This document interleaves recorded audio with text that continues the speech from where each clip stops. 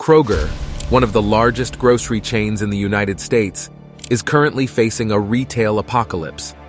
The combination of high inflation and operational costs, coupled with declining sales, is causing many supermarkets, including Kroger, to report disappointing earnings. To balance their sheets, many grocery chains are now revealing plans to shut down several locations, with Kroger being one of them.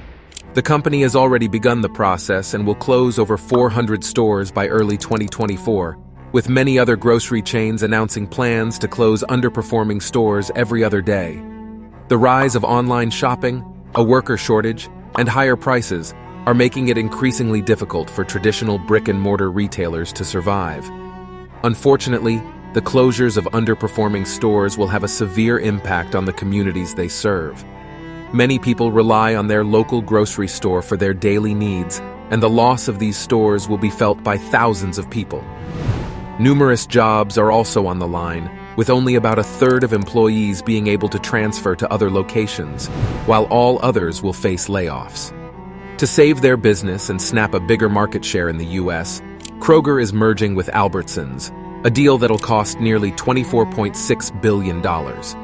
The merger will involve roughly 5,000 stores and has the potential to change the grocery landscape all across the country. However, the grocers will be forced to sell and close hundreds of locations. The firm reports that the merger will see between 250 and 300 Kroger and Albertsons stores sold by November 2023. On top of that, another 400 locations are going to be shuttered so that both companies can pass regulatory guidelines. The loss of these stores is just a part of a larger retail apocalypse that's hitting the industry hard. According to S&P Global Market Intelligence data, the industry has seen over 2,600 store closures in the past 12 months, and in total, 391 retail companies filed for bankruptcy in 2022. The situation could be much more alarming this year, with a nightmare scenario for bankruptcies forming since December last year, when companies reported the lowest holiday sales in over a decade. Interest rates remain elevated, adding to increased costs of firms. The high cost of essentials limits discretionary spending, undermining the outlook for future sales. With economic activity gradually freezing, interest rates deteriorating, credit conditions for businesses, and the threat of a deep recession in auto companies, retailers should brace and expect considerably more distress in the months ahead. All signs point to a real bloodbath for the sector, and the recent store shutdowns are proof that the carnage has only just begun. As a consumer, you'll need to brace yourself for higher prices, fewer choices, and longer lines at the grocery store.